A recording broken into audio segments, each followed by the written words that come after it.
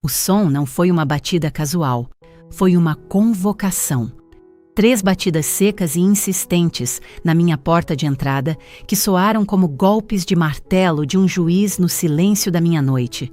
Eu estava no meu estúdio, uma sala com paredes de vidro nos fundos da minha casa, com vista para um jardim japonês meticulosamente cuidado.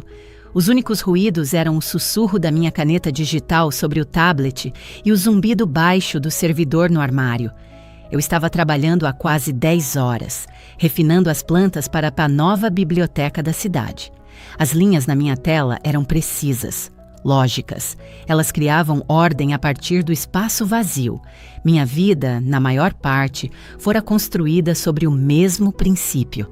Silenciosa, estruturada, inteiramente minha. As batidas vieram de novo, mais fortes desta vez, beirando a violência. Soltei o ar devagar e arrastei minha cadeira para trás. Eu sabia quem era.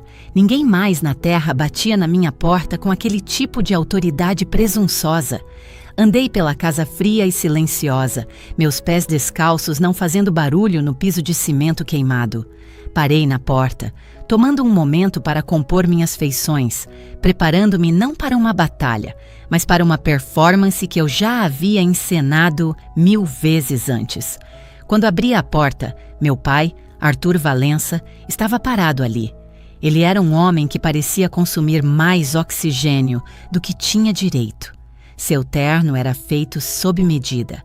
Sua expressão era uma máscara de urgência sombria, e agarrada em sua mão estava uma familiar e carapasta de couro, um recipiente para o tipo de caos do qual passei a vida tentando escapar através do meu design. Seu olhar varreu-me e nele não vi traço de um pai olhando para a filha, apenas um gerente avaliando um ativo. "Helena", ele disse, sua voz a mesma que usava para atropelar comissões de zoneamento e intimidar associados juniores. Não era um cumprimento, era uma ordem. "Arthur", respondi, meu tom deliberadamente neutro. Eu não me movi para o lado. Atrás dele, minha irmã Sofia pairava. Ela era uma artista no meio da fragilidade fingida, com olhos grandes e tristes e uma habilidade impressionante de enquadrar seus desastres auto-infligidos como tragédias poéticas. Hoje, ela havia se superado. Parecia uma orquídea machucada, uma mão agarrada ao braço do meu pai como se pudesse simplesmente perecer sem o seu apoio. O casaco de cachemira que ela usava era um que eu reconhecia. Eu havia pago por ele. "Precisamos conversar", meu pai declarou, simplesmente passando por mim e entrando no hall. Ele não precisava de um convite. Ele era o dono do mundo e eu era apenas uma moradora nele.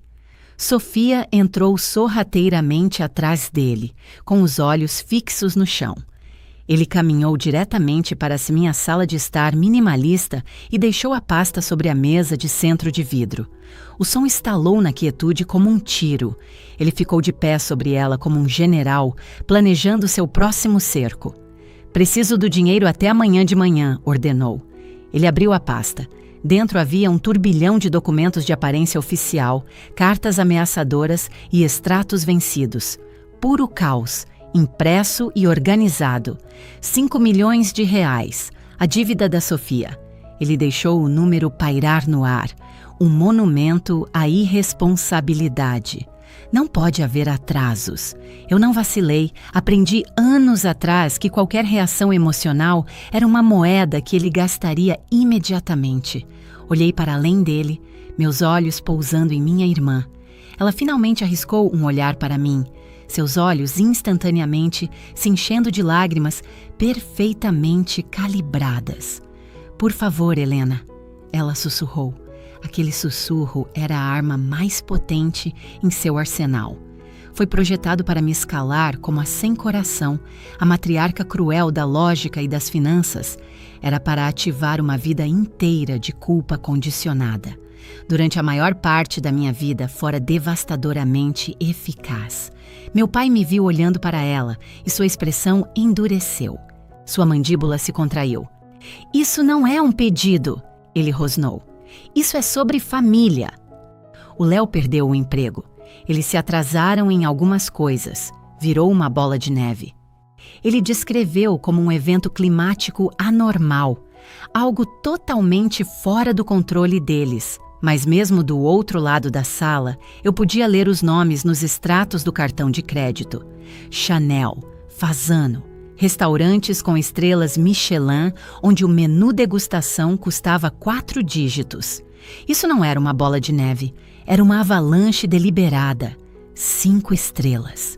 Caminhei até a mesa e olhei para a bagunça. Vi contratos de empréstimo abusivos. Vi perdas massivas de uma conta de investimentos online de alto risco em nome de Léo. Vi uma segunda hipoteca sobre o apartamento deles, um apartamento para o qual eu havia fornecido a entrada como presente de casamento. Um presente destinado a ser uma fundação, não um fundo para gastos fúteis. E ali, no final da maior solicitação de empréstimo, havia uma assinatura que eu conhecia tão bem quanto a minha. Arthur Valença, avalista. Ele havia garantido pessoalmente a imprudência deles, sabendo com absoluta certeza que não tinha intenção alguma de pagar por isso. Ele estava garantindo com o meu trabalho duro. Ele estava garantindo com o meu futuro. Ele estava esperando que eu ficasse com raiva. Ele estava preparado para a briga de sempre. A briga sempre seguia o mesmo roteiro. Eu argumentaria, Sofia choraria, ele me daria um sermão sobre lealdade, e eu, exausta e derrotada, assinaria o cheque para restaurar a paz. Essa era a nossa dança familiar tóxica, mas eu não estava com raiva. Eu nem estava magoada. Sentia um nada profundo e desconcertante. Era a paz estranha e oca que se instala quando você finalmente confirma uma terrível verdade que sempre suspeitou. O sistema estava apenas funcionando exatamente como foi projetado. Eu era o plano de contingência. Eu era o pilar de sustentação. Eu era aquela construída forte o suficiente para suportar o peso de sua profunda fraqueza. Levantei o olhar dos documentos e encontrei o olhar de aço do meu pai. Então olhei para Sofia, que agora rasgava um lenço de papel nas mãos. Ela parecia tão frágil. Era uma obra-prima de ilusão que ela vinha aperfeiçoando por 3 décadas. Um sorriso minúsculo e desconhecido tocou o canto dos meus lábios. Foi o suficiente para perturbá-lo. Ele mudou o peso do corpo, sua armadura de arrogância mostrando a menor das rachaduras. Meu silêncio era uma variável para a qual ele não havia se planejado. Ele só sabia como combater minha resistência. Tudo bem, eu disse. A palavra foi baixa, simples, pousou na sala silenciosa e pareceu absorver toda a atenção. Sofia soltou um suspiro trêmulo de alívio. Os ombros do meu pai relaxaram visivelmente. Um olhar familiar de vitória presunçosa começou a se instalar em seu rosto. Ele havia vencido. Claro que sim. Ele sempre vencia. Ótimo, disse ele, fechando a pasta com um estalo. Vou pedir para minha assistente te enviar os dados para a Siena transferência logo de manhã. Não se atrase. Ele se virou e caminhou em direção à porta. Sofia o seguiu, parando por um momento para olhar para trás, para mim. Obrigada, Helena, disse ela. Sua voz embargada com o que ela certamente confundia com gratidão. Você está salvando nossas vidas. Eu apenas fiz um leve aceno com a cabeça. Observei-os caminharem pelo caminho até seu ostensivo sedã alemão de luxo, o braço do meu pai protetoramente em volta dos ombros de Sofia, protegendo a delicada de um mundo que só era duro porque eles se recusavam a ser fortes. Fechei a porta, a tranca deslizando para o lugar com um baque satisfatório. O silêncio da minha casa voltou com força, mas estava diferente agora. Não era mais pacífico. Estava vazio. Fiquei ali por um longo tempo, apenas respirando. Então voltei para a mesa de centro e olhei para a pasta de couro. Parecia uma lápide, um marco para a pessoa que eu estava prestes a enterrar. 4 horas depois, eu estava sob as luzes fluorescentes e estéreis do Aeroporto Internacional de Guarulhos. Eu tinha uma única mala de mão. minha bolsa do laptop e minha bolsa pessoal. Eu não tinha um destino específico, apenas uma recém-descoberta determinação que era tão clara e dura quanto vidro temperado. Eu não estava fugindo deles, eu estava desenhando uma nova planta. E nesta versão, eu não era nem a vilã, nem a salvadora. Eu simplesmente tinha ido embora. Crescendo na casa dos Valença, aprendi rapidamente que o amor não era um conforto, era uma mercadoria. Não era um cobertor quente, era um prêmio concedido por desempenhar seu papel designado corretamente. As regras não eram ditas, mas eram rígidas. Se Sofia estava triste, meu pai consertava. Se eu me destacava, ele chamava de ostentação. Havia apenas 2 papéis a serem desempenhados em nosso drama familiar: a flor delicada e o carvalho robusto. A escalação foi decidida cedo e era para a vida toda. Lembro-me de ter 11 anos e Sofia, 9. Ela decidiu que queria um cavalo, não aulas, um cavalo de verdade.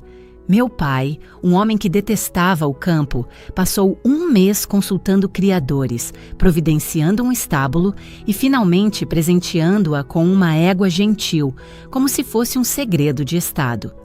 O grito de alegria dela foi toda a sua compensação.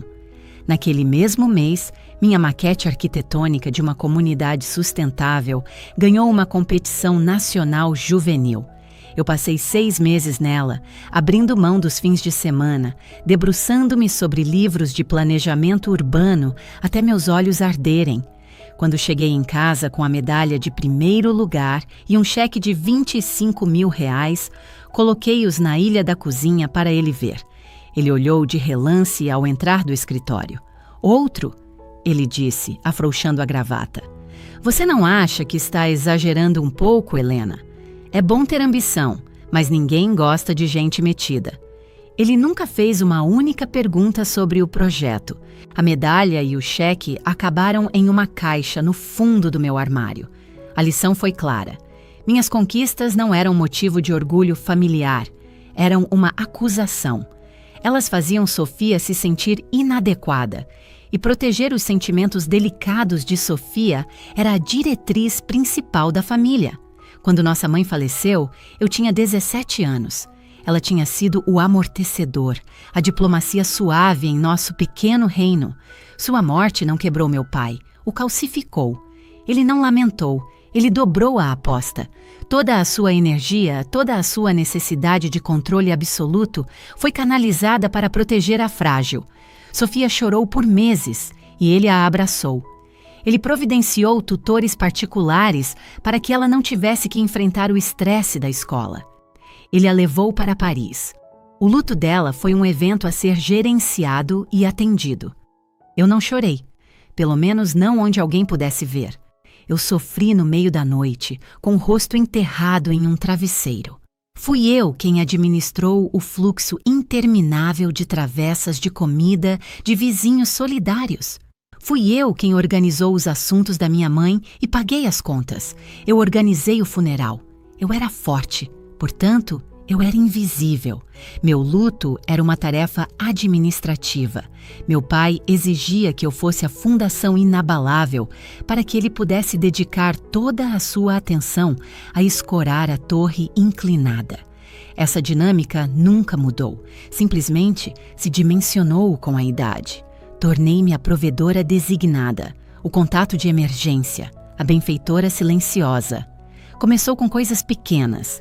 Na faculdade, Sofia me ligava em pânico porque havia estourado o limite do cartão de crédito e não podia comprar comida. "Não conta para o papai", ela implorava. "Ele vai ficar tão decepcionado." Então eu transferia o dinheiro para ela. Tornou-se nosso pequeno ritual, um pneu furado, uma conta esquecida, uma viagem a Bali que ela jurou ser para um retiro espiritual. Cada transação era um pacto secreto entre nós. Uma conspiração que preservava sua imagem impecável aos olhos de nosso pai e cimentava meu papel como a estrutura de suporte invisível. Eu me formei em arquitetura com uma colcha de retalhos, de bolsas de estudo e 3 empregos de meio período. Me formei com honras e fundei meu próprio escritório de arquitetura aos 26 anos. Eu era boa com dinheiro porque precisava ser. Eu entendia seu valor porque havia ganhado cada centavo. Mas meu sucesso nunca foi tratado como meu. Era uma utilidade familiar. Quando Sofia e seu novo marido, Léo, quiseram comprar um apartamento, o crédito deles era um desastre. Eu não apenas dei a eles a entrada, comprei o imóvel sob uma das minhas holdings familiares e criei um contrato de aluguel com opção de compra para eles com termos tão ridiculamente favoráveis que eles estavam essencialmente morando de graça. Era uma transação comercial limpa, eu dizia a mim mesma. Mas não era. Era apenas mais uma algema em uma longa corrente. Meu pai me elogiou por minha generosidade. É para isso que serve a família, ele declarou, batendo nas minhas costas. Os fortes devem cuidar dos fracos. Ele disse isso como um elogio. Parecia uma sentença de prisão perpétua. Então veio o casamento. Sofia sonhava com um conto de fadas da alta sociedade. Meu pai estava determinado a dar a ela, mas suas próprias finanças eram um castelo de cartas precário, construído sobre empreendimentos de alto risco e vida extravagante. Então o fardo, como sempre, caiu sobre mim. O local histórico, o vestido de grife, a torre de champanhe, eu paguei por tudo, discretamente, através da minha empresa. Para o mundo exterior, parecia que meu pai era o patriarca magnânimo, oferecendo uma festa suntuosa para sua filha querida. Apenas um punhado de nós sabia a verdade. Cada fatura que eu pagava parecia que eu estava pagando another pedaço de mim mesma. Eu não era mais Helena Valença, a arquiteta premiada. Eu era uma função, um caixa eletrônico, uma linha de crédito ambulante com uma cláusula de obrigação familiar. O brinde favorito do meu pai era a família em primeiro lugar. Ele dizia isso em todos os feriados, todas as celebrações, mas ele nunca se referia à família como uma unidade. Ele se referia à hierarquia familiar. Ele queria dizer que meu trabalho, meu dinheiro e meu futuro sempre vinham em segundo lugar em relação ao último capricho de Sofia. Eu era a primeira na linha de sacrifício, mas a última na linha de consideração. Eu não era sua filha, eu era seu portfólio. E esta noite, quando ele ficou na minha sala de estar e exigiu quase 5 milhões de reais, ele não estava pedindo ajuda. Ele estava liquidando um ativo. O custo de ser a forte finalmente excedeu seu valor. Depois que eles se foram, fiquei imóvel no centro da minha sala de estar, ouvindo acima o zumbido da casa. Parecia cavernosa e fria. Na mesa de centro, a pasta de couro parecia um buraco negro, sugando toda a luz e calor da sala. Senti uma atração mórbida por ela, o mesmo instinto que faz você diminuir a velocidade para olhar um acidente de carro. Eu tinha que ver a extensão total do dano. Fui à cozinha e fiz uma xícara de chá, minhas mãos se movendo com precisão robótica. Levei a caneca quente de volta para o sofá e sentei, colocando-a em um porta-copos com deliberação cuidadosa. Olhei para a cinta-pasta por mais 1 minuto antes de finalmente estender a mão e abri-la. A primeira página era um resumo, uma carta datilografada de forma impecável de um escritório de advocacia, conhecido por sua abordagem agressiva e direta à cobrança de dívidas. A carta era endereçada a Arthur Valença e ao senhor e senhora Léo Croft. Era um aviso final antes do início do processo judicial. O total no final da página era de R$ 5.184.522,78. Meu pai tinha arredondado para baixo em quase R$200 mil, como se isso tornasse a exigência mais palatável. Comecei a vasculhar os documentos, um por um. Era um atlas detalhado de sua imprudência. Havia extratos de 7 cartões de crédito diferentes de alto limite, todos levados ao máximo. Percorri as listas detalhadas. Era uma ladainha de marcas de grife. Balenciaga, Cartier, Hermès. Havia cobranças de spas exclusivos em Gramado, suítes no Copacabana Palace, no Rio de Janeiro, e uma única compra de uma joalheria em Trancoso por mais de R$200 mil. Era um compilado de melhores momentos de uma vida que eu não estava apenas financiando, mas uma que eu mesma nunca sonharia em viver. Eu estava muito ocupada trabalhando, então encontrei os extratos da corretora. Eram de uma plataforma de investimentos offshore de alto risco, em nome de Léo. As perdas eram de tirar o fôlego, dezenas de milhares de reais, varridos em uma única tarde. Dia após dia, ele vinha correndo atrás de suas perdas, cavando o buraco mais fundo a cada negociação frenética e desesperada. E Sofia estava bem ao lado dele, acalmando seu pânico crescente com bolsas de R$5 mil. Mas o verdadeiro soco no estômago foram os contratos de empréstimo. Eles haviam feito uma segunda hipoteca no apartamento. O apartamento que eu comprei. Eles haviam tomado empréstimos contra a minha generosidade. Eles pegaram a fundação que eu lhes dei e a transformaram em garantia para o caos deles. A taxa de juros era extorsiva. Eles deviam estar realmente desesperados. E lá, no final do contrato, ao lado das assinaturas frenéticas de Sofia e Léo, estava a do meu pai, Arthur Valença, avalista. Ele havia colocado seu nome em jogo, prometendo cobrir a dívida deles se eles não pagassem. Mas eu sabia exatamente o que aquela assinatura significava. Ele não estava prometendo seus próprios ativos, ele estava prometendo os meus. Ele entrou no escritório daquele credor, olhou aquele homem nos olhos e assinou um contrato que ele esperava plenamente que eu honrasse. Ele usou o nome e a reputação dele para alavancar o meu dinheiro. Foi o ato final de traição. Isso não era apenas sobre favorecer sua filha favorita. Foi um movimento de negócios frio e calculado. Ele havia avaliado o risco, revisado seu próprio portfólio, revisado meu portfólio e decidido que era um investimento sólido, porque ele me tinha. Eu era sua apólice de seguro definitiva. Um frio profundo e glacial se espalhou pelo meu peito. A história dizia que eu não estava com raiva, e era verdade. A raiva é uma emoção quente e apaixonada. Isso era algo totalmente diferente. Era a clareza fria e dura como diamante de um diagnóstico final. Durante anos eu contei a mim mesma uma história reconfortante, que meu pai me amava, mas estava apenas preocupado com Sofia. Que ele confiava na minha força porque tinha orgulho dela. Que nossa família, embora disfuncional, estava em última análise ligada por um amor complicado. Essa história era uma mentira. Esta pasta era a verdade. A verdade era que para ele eu não era uma filha. Eu era um recurso. Meu sucesso não era motivo de orgulho. Era um recurso a ser saqueado. Ele não me amava por minha força. Ele me valorizava por minha função. Ele criou uma filha para ser uma princesa mimada e a outra para ser o burro de carga que pagava a manutenção do castelo. Ele esperava que eu cedesse, como sempre fiz. Ele esperava uma discussão, algumas lágrimas e, por fim, a capitulação. Ele esperava uma transferência bancária pela manhã e um jantar tenso em família no domingo seguinte, onde todos fingiríamos que essa feiura nunca aconteceu.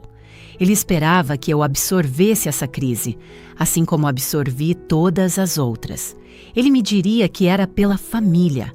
Ele usaria a palavra amor como um porrete.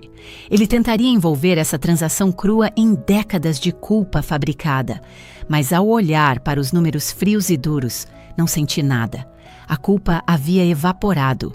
A obrigação havia desaparecido. Todos aqueles anos que passei tentando ganhar sua aprovação, esperando que um dia ele realmente me visse, de repente pareceram tão tolos. Ele sempre me viu. Ele me viu exatamente pelo que eu era para ele. Uma solução. Fechei a pasta. A performance havia acabado.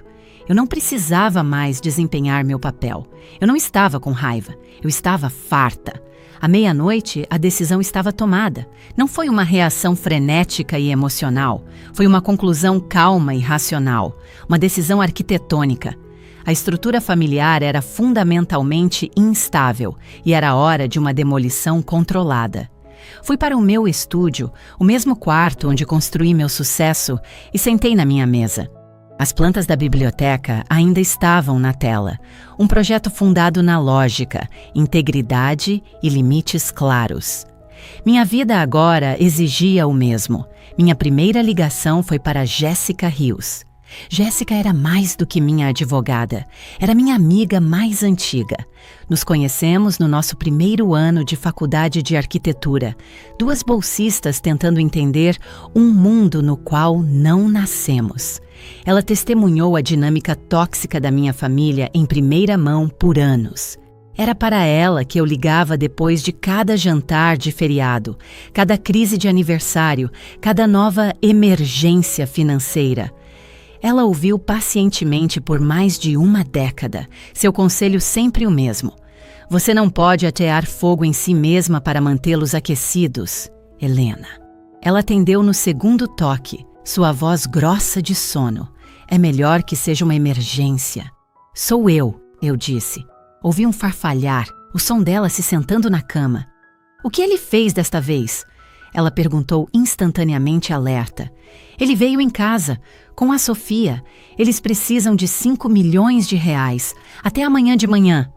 Ouvia soltar um longo e lento suspiro. Era um som de resignação profunda e cansada. Então apenas mais uma terça-feira, disse ela, sua voz tingida de sarcasmo. Então seu tom se aguçou, tornando-se focado. O que você disse a ele? Eu disse tudo bem. Houve uma pausa na linha. Então sua voz voltou, mais suave, cheia de uma esperança cautelosa. Por favor, me diga que você finalmente vai fazer isso, Lena. Por favor, me diga que você se cansou. Cansei de financiar o caos, respondi, minha voz inabalável. Preciso da sua ajuda. Quero cortar tudo, completamente, legalmente e silenciosamente. Eu tenho os documentos necessários redigidos há 5 anos, disse ela sem um momento de hesitação. Me dê 30 minutos. Vou te enviar tudo para assinatura digital. Vamos começar revogando a procuração dele sobre aquele fundo de investimento conjunto. Eu quase tinha me esquecido disso, uma conta que eu havia criado para a aposentadoria do meu pai, com ele como beneficiário e com uma procuração limitada para emergências médicas. Ele claramente havia como apenas mais um anexo do meu império. Vamos fazer isso, eu disse. Tudo. Em 1 hora, minha caixa de entrada estava cheia de documentos legais. Com Jéssica ao telefone, me guiando pelas cláusulas, comecei a desmontar sistematicamente a prisão financeira que eu havia construído para mim mesma. Cada clique do mouse era um corte em um fio que me prendia a eles. Primeiro, as propriedades.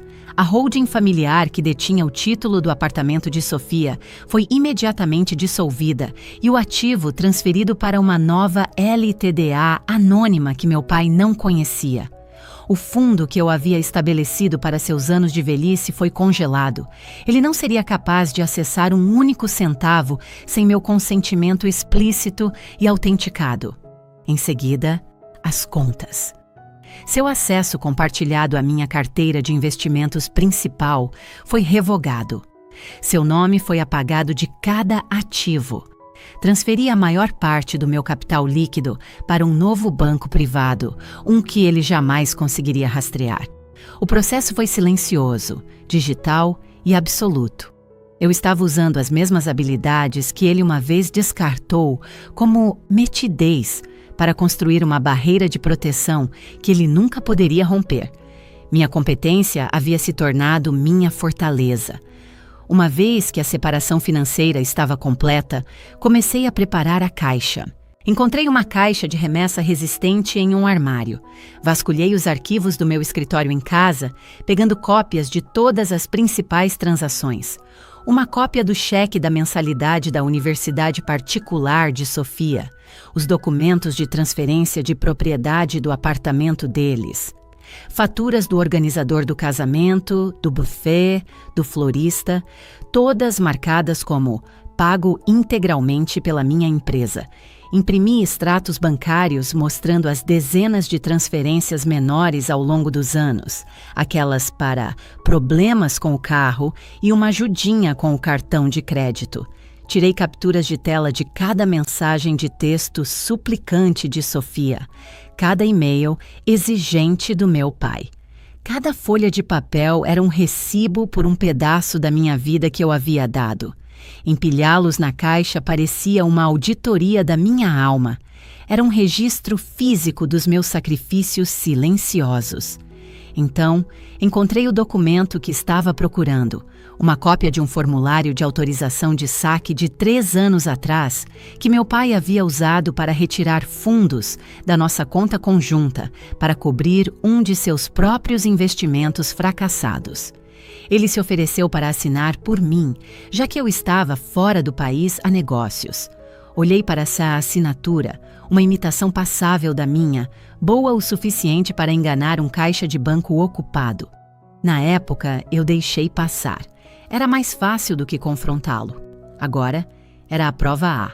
Coloquei tudo na caixa. Em cima da montanha de papel, coloquei um pequeno pen drive.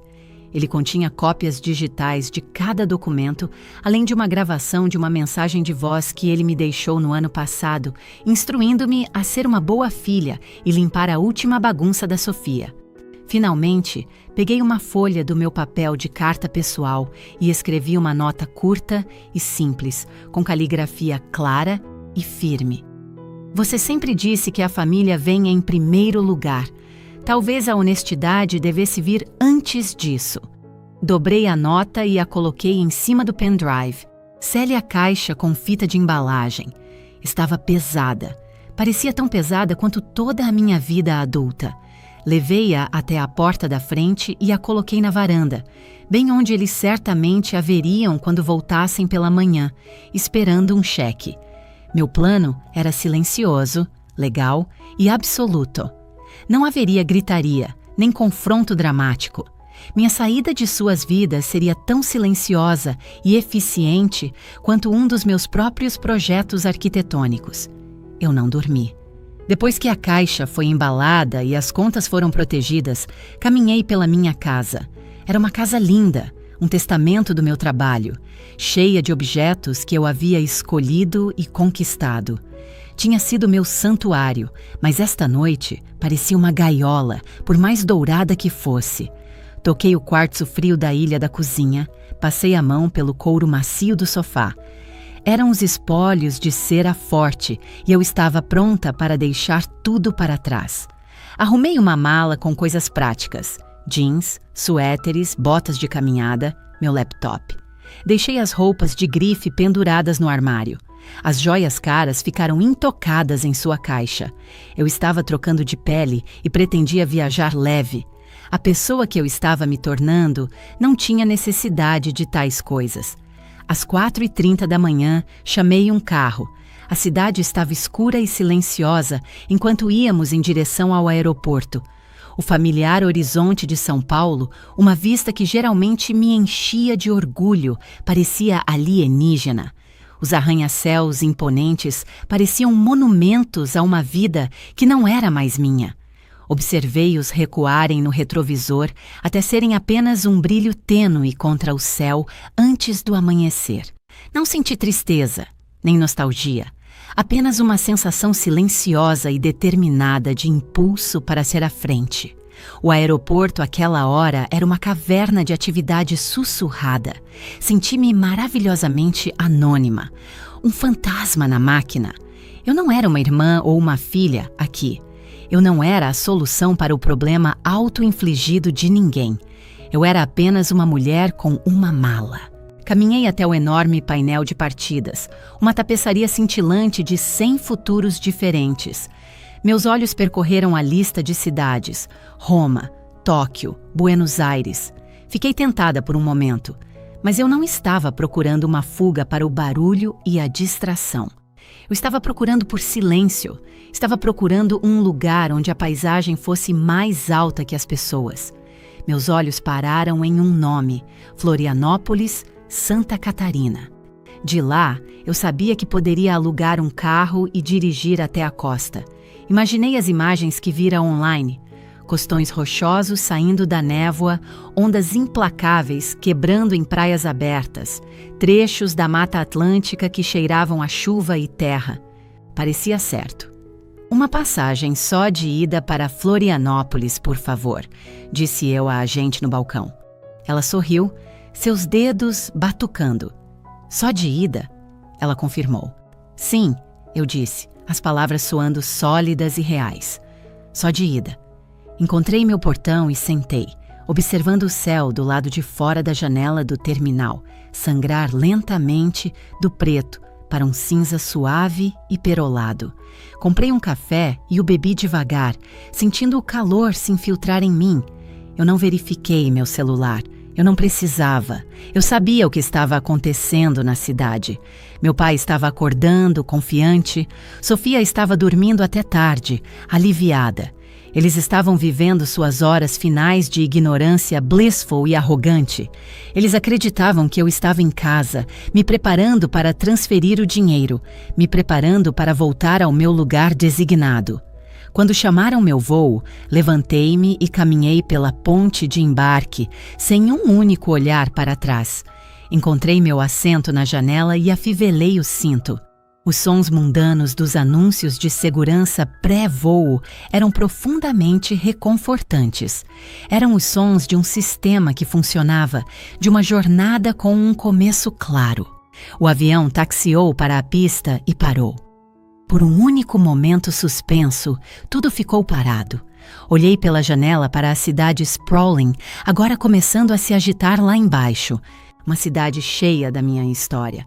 Uma cidade cheia de suas expectativas. Então os motores rugiram para a vida. O avião avançou, me pressionando contra o assento. A aceleração foi emocionante. E então veio aquele momento mágico da decolagem, aquela sensação impossível de deixar o chão para trás.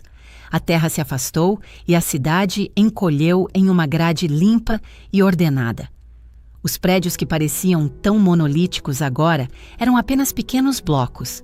As vias expressas eram apenas finas fitas cinzentas.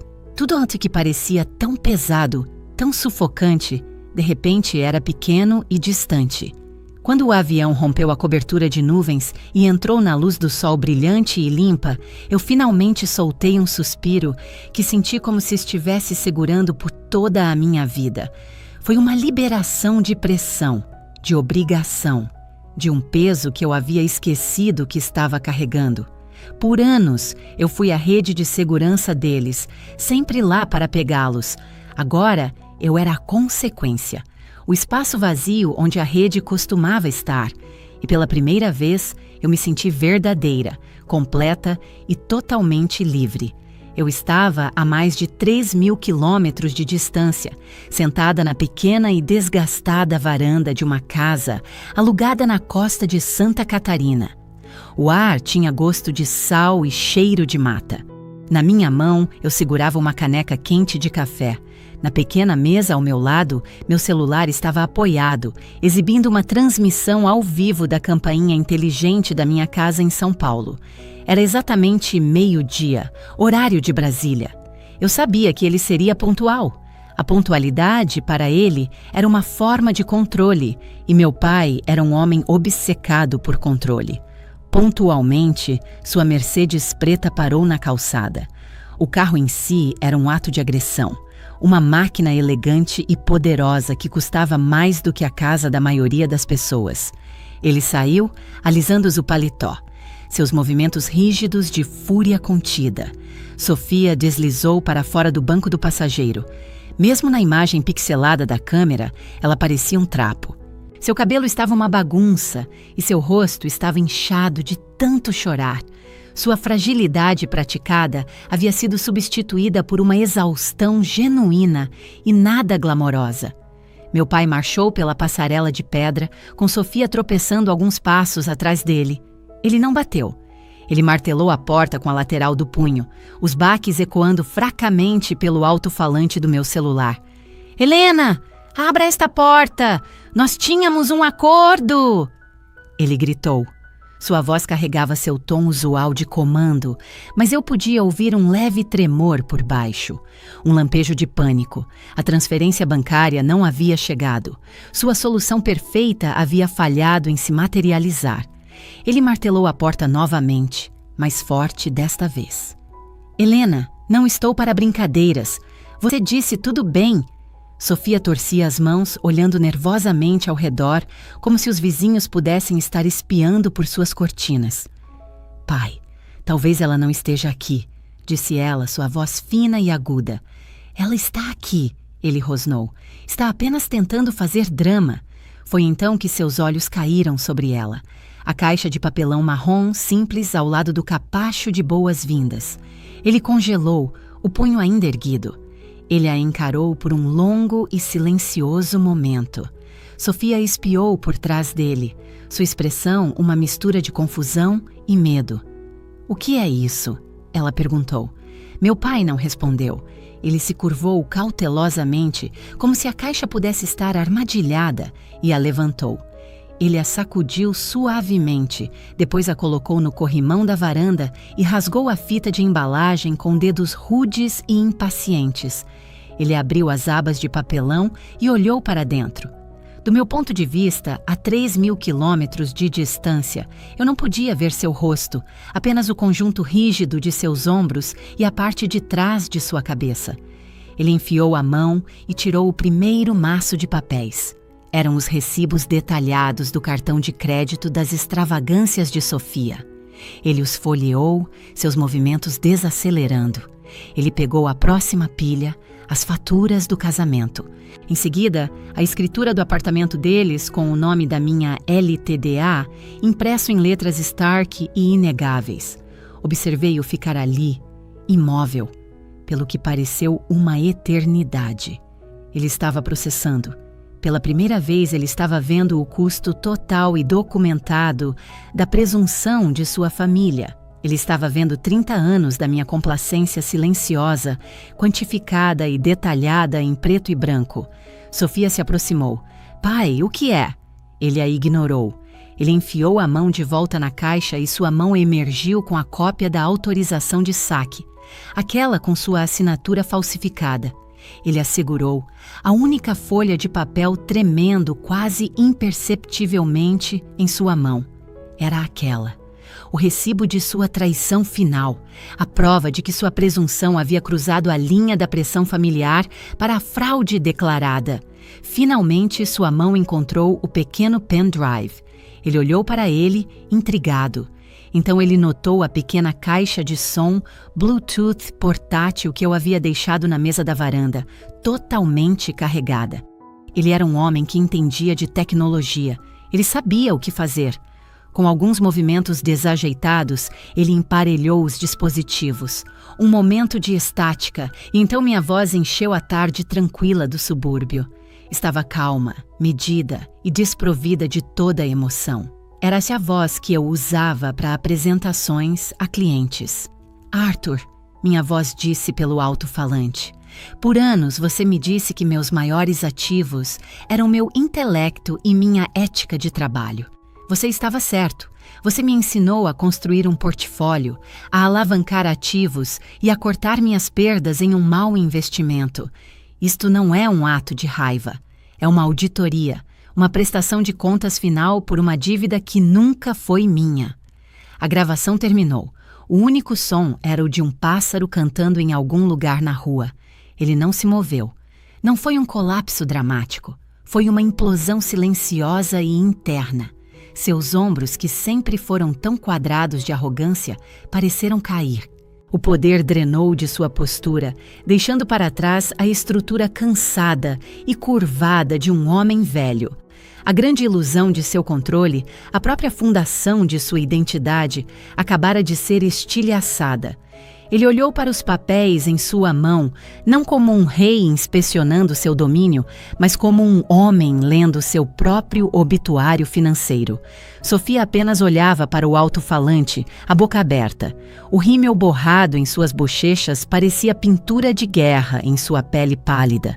Ela não era mais apenas uma beneficiária do sistema. Ela era uma cúmplice. Lentamente, metodicamente, ele colocou cada pedaço de papel de volta na caixa. Ele fechou as abas. Ele não olhou para a minha porta novamente. Ele se virou, voltou para o carro e foi embora, deixando Sofia sozinha na varanda, em meio aos destroços de sua fantasia compartilhada. Em Santa Catarina, os dias se acomodaram em um novo ritmo, ditado pelas marés, não por prazos.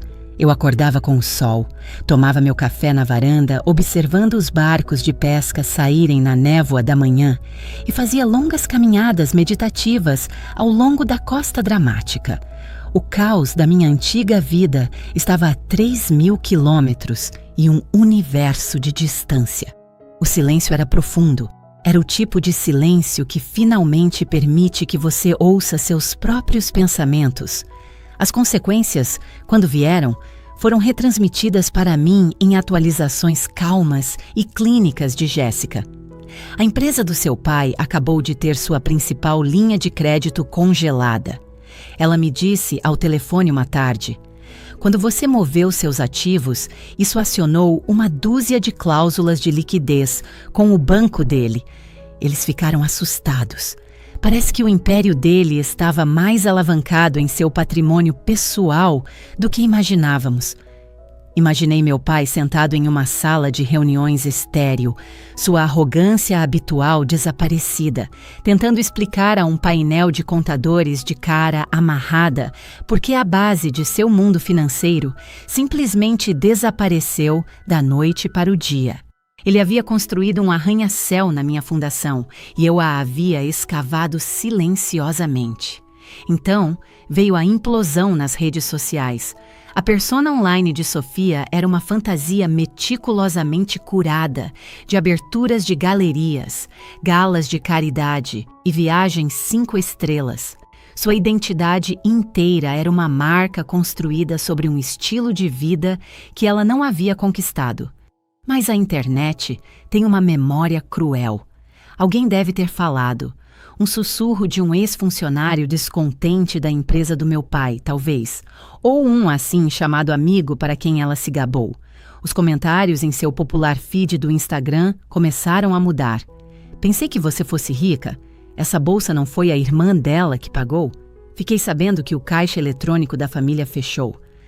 Aproveitando esse brunch de R$1.000, espero que tenha valido os 5 milhões. As postagens pararam. Sua página vibrante e colorida ficou escura. A fachada digital havia desmoronado, revelando a realidade feia e desesperada por baixo. Jéssica me disse que Léo tinha ido embora. Ele havia enviado a Sofia uma breve mensagem de texto dizendo que estava indo em uma viagem de negócios e precisava de espaço. Ele fora um copiloto disposto para a fantasia dela, mas não tinha intenção de ser um passageiro em sua queda livre. Os credores começaram a ligar para o escritório do meu pai, depois para sua casa. As perguntas educadas se transformaram em exigências implacáveis e agressivas. Eles não estavam mais lidando com um titã da indústria que podia fazer os problemas desaparecerem com um único telefonema. Eles estavam lidando com um devedor. Seu silêncio, outrora intimidador, era agora apenas o silêncio pesado e opressivo da vergonha. Senti um estranho distanciamento clínico de tudo isso. Era como ler um estudo de caso de negócio sobre uma empresa falida. Não havia alegria, nem senso triunfante de vingança. Havia apenas um sentimento silencioso e triste de inevitabilidade. Isso sempre iria acontecer. Eu não havia causado o colapso deles. Eu simplesmente parei de impedi-lo. Eu deixei a gravidade seguir seu curso. Uma noite, sentei-me em uma grande rocha alisada pelo mar, observando o Atlântico. As ondas batiam na costa em um ritmo poderoso e constante, implacáveis, insensíveis e totalmente previsíveis. Por anos eu fui o oposto. Eu fui a muralha que continha a maré de suas consequências. Eu absorvi o caos deles. Eu os protegi dos resultados de suas próprias escolhas. Agora eu estava sentada em uma rocha em Santa Catarina, ouvindo o oceano em vez do drama deles. O preço da estabilidade deles sempre fora a minha paz. E eu finalmente decidi me pagar de volta. Cerca de uma semana após o incidente com a caixa, Jéssica ligou com outra atualização. Sua voz estava equilibrada, como sempre. Ele está liquidando, Helena, disse ela. Ele colocou a casa à venda, não o apartamento da Sofia, a dele, a grande casa da família no Morumbi. Eu ouvi, imaginando a casa em que cresci, o gramado bem cuidado, os quartos cavernosos, cheios de coisas caras para impressionar. Era um palco, e meu pai sempre fora o ator principal. Agora ele estava vendendo o teatro. Ele tem que fazer isso, eu disse, minha voz baixa. Não era uma declaração de malícia, mas de fato. Você não pode reconstruir até encontrar a rocha-mãe. Concordo, disse Jéssica. Só queria que você soubesse. A barreira de proteção está funcionando perfeitamente. Alguns dos credores mais desesperados deles tentaram furar o véu corporativo da sua LTDA, mas a papelada é blindada. Você está intocável. Intocável. A palavra ficou no ar depois que desligamos. Por tanto tempo, eu fui a pessoa mais tocável em suas vidas. Sempre de plantão, sempre acessível, sempre lá para absorver o impacto. Ser intocável parecia um superpoder. Então, uma semana depois, meu celular vibrou. Era um número desconhecido com um DDD de São Paulo. Meu primeiro instinto foi deixar ir para a caixa postal. Eu me tornara ferozmente protetora da minha paz recém-descoberta. Mas algo me fez atender. Pressionei o telefone no ouvido, sem dizer nada. Por alguns segundos, houve apenas o som de uma respiração trêmula do outro lado. Então uma voz. Helena! Era meu pai, mas não era a voz dele. A autoridade retumbante se fora. A arrogância se fora. Estava baixa, despida. Era a voz de um homem que havia perdido tudo, especialmente suas próprias ilusões. Eu esperei. Precisamos conversar, ele disse. Não era uma exigência desta vez. Parecia um apelo. Não há mais nada para conversar, Arthur, eu disse. Minha voz estava equilibrada, não fria, apenas factual. Houve uma longa pausa. Eu podia ouvir o som fraco do tráfego ao fundo do lado dele. Ele provavelmente estava sentado em sua mansão semi-vazia, os carregadores já tendo levado embora os adereços caros. Você me humilhou, disse ele, um lampejo do velho Arthur surgindo. Você expôs nossos assuntos privados para o mundo ver. Você criou os assuntos, respondi calmamente. Eu apenas deixei de ser sua sócia silenciosa. O silêncio que se seguiu foi diferente. Não era raivoso, era derrotado. Ouvi-o respirar fundo e de forma irregular.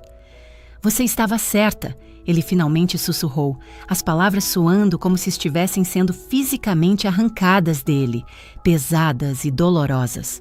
Na caixa, o bilhete, tudo. Eu não estava salvando a família, eu a estava gerenciando. E você era meu ativo de melhor desempenho. Foi a coisa mais honesta e brutal que ele já me disse, e de sua própria maneira distorcida, foi o mais perto que ele já chegou de reconhecer meu verdadeiro valor para ele.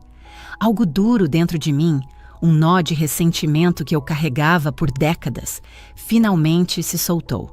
Não era perdão, era apenas uma liberação. Você me ensinou negócios, pai? Eu disse baixinho, o oceano rugindo suavemente ao fundo.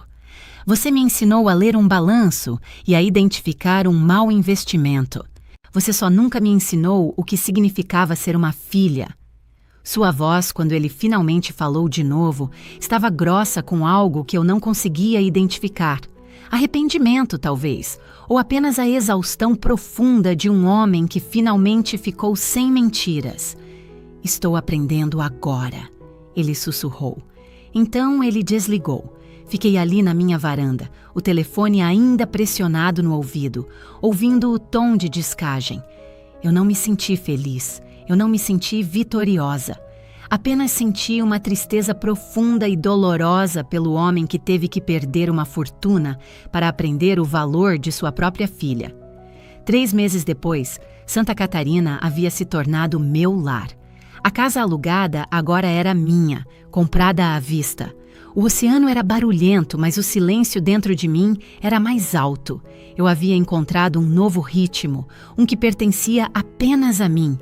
Comecei a dar oficinas gratuitas de alfabetização financeira para mulheres no centro comunitário local. A sala estava sempre lotada. Estava cheia de filhas, irmãs e esposas que, à sua maneira, haviam sido treinadas para serem as consertadoras designadas. Eram mulheres que haviam aprendido que querer segurança financeira para si mesmas era egoísmo.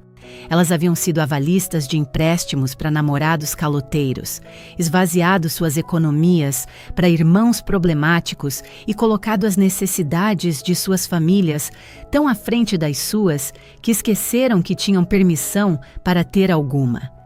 Eu as ensinei sobre orçamento, sobre investir, sobre criar LTDAS para proteger seus ativos, mas principalmente eu as ensinei sobre a arquitetura dos limites.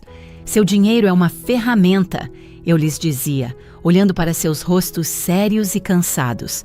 É uma ferramenta para construir uma vida para si mesma. Não é uma obrigação que você deve a quem quer que compartilhe seu sangue.